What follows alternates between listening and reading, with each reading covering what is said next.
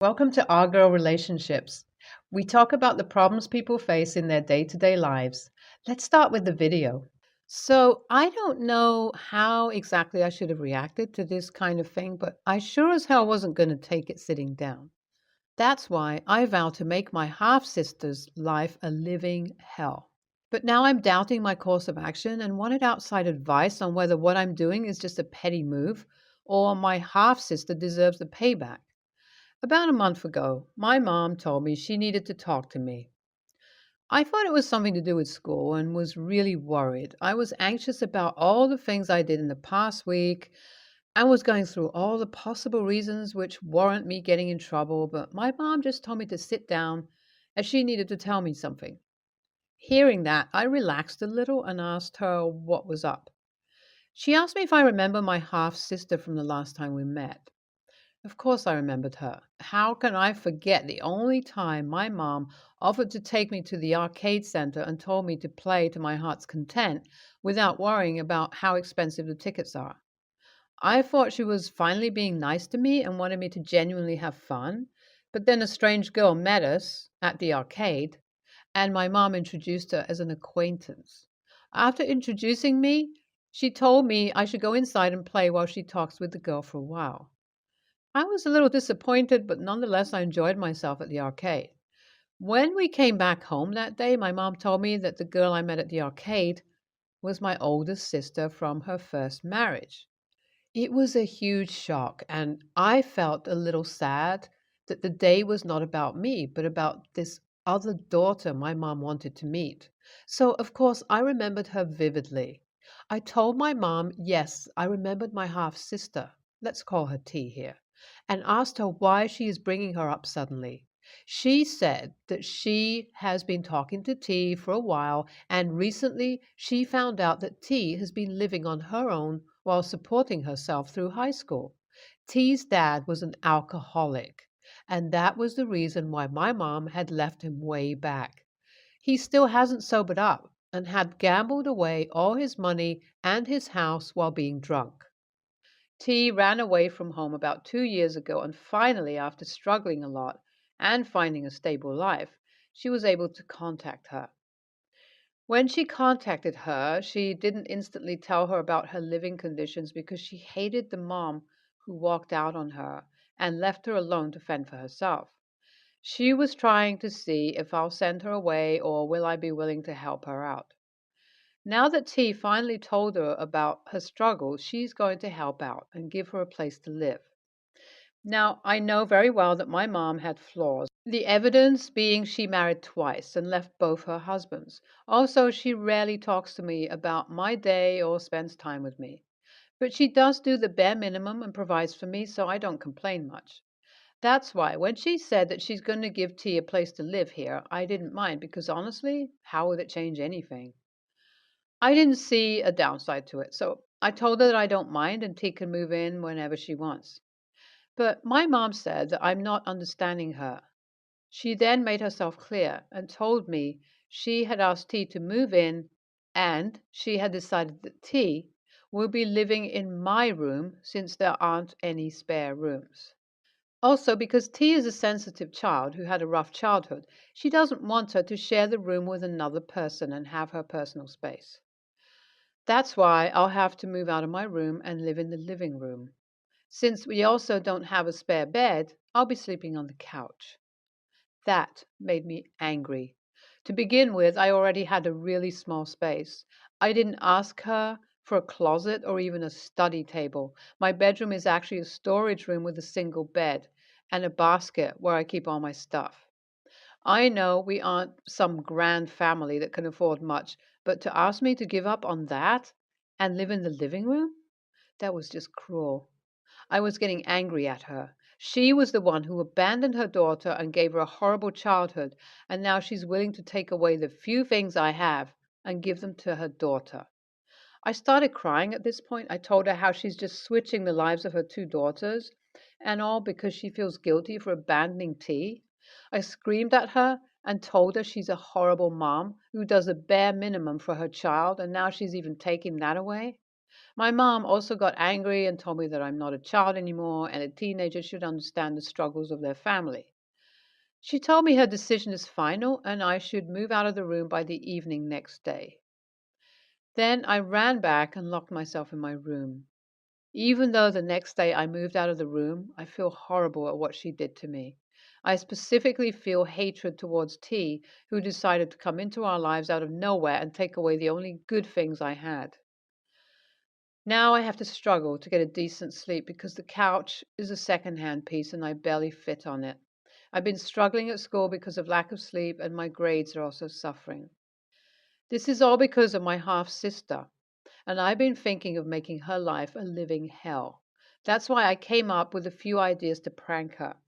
I was thinking of ruining her job uniform so she had to miss work, but the more I think about it, the worse I feel. I don't know what to do at this point. I can't bring myself to take revenge, and I can't stop hating her. I can't even hurt my mom since I know she doesn't even care about our living standards as long as she doesn't have to look at us. AITA for thinking of taking revenge on my half sister? Should I just try to move on and find a way to exist in the same space as her? Last week, I posted about my half sister and how my mom asked me to move out of my room just so T can move in. I read the replies of a lot of people here and have thought about my course of action. Although I can't say that I like T, I have been trying to not hate her for what my mom did to me. I have stopped plotting ways to embarrass her and take my revenge. I've come to understand that making her life a living hell wouldn't change the fact that I'm now actually living in the living room. There is no way to make this situation better. And if I cause problems for T, it'll only end up making us all more miserable because T would struggle with adjusting here, and that would make my mom more guilty, and I'll just end up feeling miserable because of being the cause of that depressing mood in an already depressing house. So I've decided to mind my own business and not waste my energy on hating T. If possible, maybe I'll find a place that would allow me to work as a part timer and I'll be able to save up enough money to buy a decent couch for me to sleep on. Life has been so unfair with me. How am I supposed to hate a person when they are being so nice to me? Y'all remember T from my original post, my half sister? Last time I updated here, I told you guys I'll try to stop thinking about ways to make her life miserable and just focus my energy on myself and solving my problems. But I wasn't ready to be friends with the person who caused half the problems in my life. Lately, I have been nice to T and have been leaving her snacks outside her door or would wash her job uniform while doing my own laundry. That is only because I felt pity for her life so far. But she took those things as me wanting to be chummy sisters with her because she had been trying to talk to me whenever possible. She asked me the other day how was school and also why I didn't go out and hang out with my friends. She told me that if I needed money for snacks, I can ask her since she's been saving up enough because she doesn't have to pay for food anymore. Now, I'm really uncomfortable because I didn't think she'd be nice towards me or even acknowledge me. I don't know what to do here. I don't think I can pretend to be nice with her while still hold a grudge towards her for forcing me out of the room. I really hope that me ignoring her is enough and that she gets the hint and leaves me alone. It's been almost a year since I updated here. A lot has happened in the past year. T, my half sister, is graduating from high school next week, and she'll be going to study art at a university in Arizona.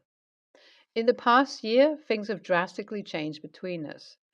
After the initial few months of avoiding her and trying not to let her niceness get to me, I ended up confessing how I felt to her. I told her how I blame her for my life being more miserable and how her being nice to me just makes me uncomfortable. I did not expect to be so understanding of my confession. She told me that she didn't know she caused me so much trouble, and then she told me I can sleep in my old bedroom and she'll take the couch. I was so unexpected to hear her blatantly offer up the room that I ended up liking her. Since then, we've been alternating between sleeping on the couch and the bed. We've bonded quite a lot in the past year, and I've really come far in accepting her as my sister. I think I'll actually miss her when she's gone. Yesterday, she got me a part time job at the place she used to work until now.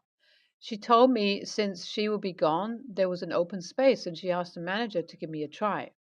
I'm grateful for that because I could really use the extra money. I just thought since I told you guys about everything that had happened with T meeting us and moving in, I should update one last time about how things turned out. YTA, that half sister of yours had already struggled so much in her life and she deserves some peace for once. If you want to hate somebody, you should hate your mom or your dad. Even then, I think your mom is trying her best to give you a roof and food, and you should appreciate that. NTA, I think as a teenager, your feelings are genuine, and your mom should have understood that. I think she felt guilty for being the reason for your half sister's wreck of a life and is trying to overcome that guilt by being extra nice, but in the process, she's neglecting your childhood care. Growing up, my 27-year-old mother, Kimber, made it clear that she loved my twin brother, Jack, more than me, and she didn't like having a daughter. Jack was allowed to do whatever he wanted growing up, and Kimber still dotes on him. But Kimber didn't support me emotionally and provided me with only the bare minimum. She let me know when I was about 9 that I would be out of her house and on my own when I turned 18. I still remember how for Jack and I's 13th birthday, she took only Jack to Disneyland for a week and left me with a relative. Her reasoning was that I had a B in science and should have focused more on school if I wanted to go. Instead of having fun during my teens, I was constantly working and saving to buy a car for myself. Jack totaled his car twice before he turned 17, and she bought him a new car every time. I took out loans during college because Kimber did not contribute a dime to me after I turned 18. Kimber paid for all of Jack's expenses. He went to college to study business but dropped out because it was too hard for him. Jack boasted later about trying college again to become a lawyer, but this time the university kicked him out for bad grades. Now we're at the current day. I just completed my master's. I have a well paying job with a friendly work environment. I have great friends and a lovely boyfriend. I have tried in the past to express to Kimber how her favoritism impacted me. Kimber only defaults to either 1, that never happened, you're a liar, 2, you're exaggerating what happened, or 3, even if that did happen, you deserved it. Jack needed it more than you. I realized I would never get anywhere with Kimber, and we now seldom contact each other. Jack still lives at home with Kimber. He doesn't have a job and just plays video games constantly like a teenager. I got a phone call from Kimber that she's feeling ill. I knew that she was in the hospital for an infection. They discharged her with some antibiotics the day before, but she was still feeling ill. She asked me to pick up some soup from the store and drop it off because she wasn't feeling well enough to get it herself. A reminder that when I got sick as a child, Kimber would leave me to do everything by myself and told me my coughing aggravated her. I know I could have civilly said no or even just dropped off the soup for her. It would have taken me $5 in less than an hour. But instead, I told her, go ask your favorite child. Kimber got angry and told me to stop acting childish, but I told her no and hung up. A friend of Kimber's got her soup and told me I was acting petty and cruel to my sick mother.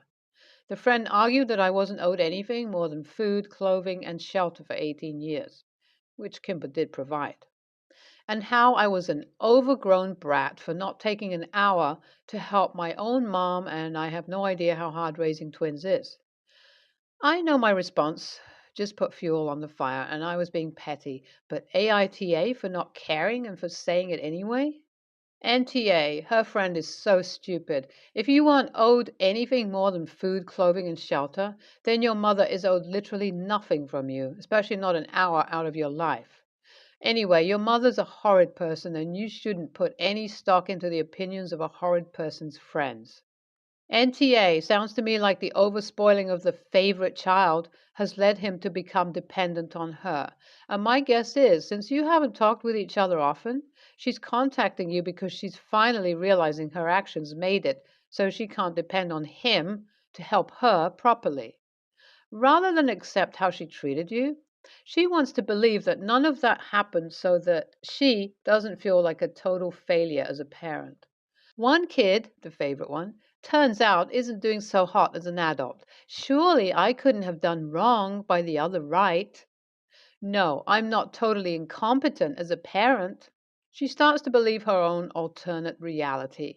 Q bringing her friend into the picture with one sided arguments as to why you're being awful, and I'm sick and can't get a simple can of soup delivered. Pity party to try to sway you back under the dim, flickering illumination of her gaslight. I have recently gotten into an ugly fight with my sister over our mother's jewelry collection. She passed away a few years ago and had a pretty big collection. My dad said must have been worth around $30,000 to $40,000. When my mom passed, my sister took all of her jewelry and has had it in her apartment ever since. At the time, I didn't think that much about it, but now I have been dating someone for a year and it's gotten really serious, and I intend on marrying her one day. I know some of the pieces would suit my girlfriend really well, specifically the pearl jewelry, which I know she would love. And it bothers me that my sister just took the entire collection without thinking maybe I would want to give some of the stuff to my future wife or daughters.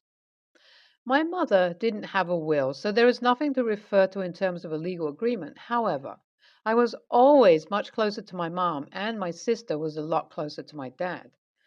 I finally decided to talk to my sister about it and asked her if she took all of our mom's jewelry, and she said yes.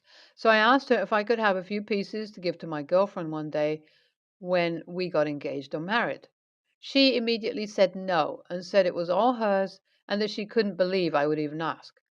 We ended up getting into a really heated argument about it, and I reminded her that we both had the same mother. I was always closer to my mom growing up, and that I didn't have anything of hers to hold on to or pass on to my own family. I also said I wasn't asking for the whole collection or even to split it 50-50. I just wanted a few pieces, specifically the pearl jewelry. Her argument was basically that she was the daughter and jewelry goes to the daughter, not the son, and that she's not going to give any of her family jewelry to a girlfriend that probably won't even last. She told me I was disgusting for even asking, and my girlfriend has absolutely no right to it. She kicked me out of her apartment, and a few hours later, I'm getting text messages from family members asking why my girlfriend thinks she's entitled to my sister's jewelry. To clarify, I don't think my girlfriend is entitled, and she hasn't asked. She doesn't even know about it. I think that I am entitled to at least a few of the things in what was probably a 30-piece collection. I was way closer to my mother, and I don't think it's uncommon for men to give their future wives or daughters family jewelry. My dad waded in and took my sister's side, and they are all making it sound like my girlfriend is demanding my mom's jewelry out of my sister's hands. Everyone is saying I don't have the right to ask my sister to give her stuff to my girlfriend, but I just don't see it as my sister's belongings, and again, I don't want everything. I specifically want 5 pieces, but I would settle for 3. I have never seen my sister wear our mother's pearls to anything, so it's not like she's attached to them. So, am I the AH for asking her to give me some of our mom's jewelry? YTA for continuing to pursue this. You asked nicely, and your sister said no, and it should end there. The time to have discussed what you're entitled to was when the property was distributed, not years later.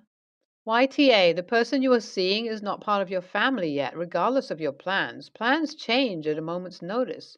If your family does not want them to have the belongings of a dead family member, you need to respect that.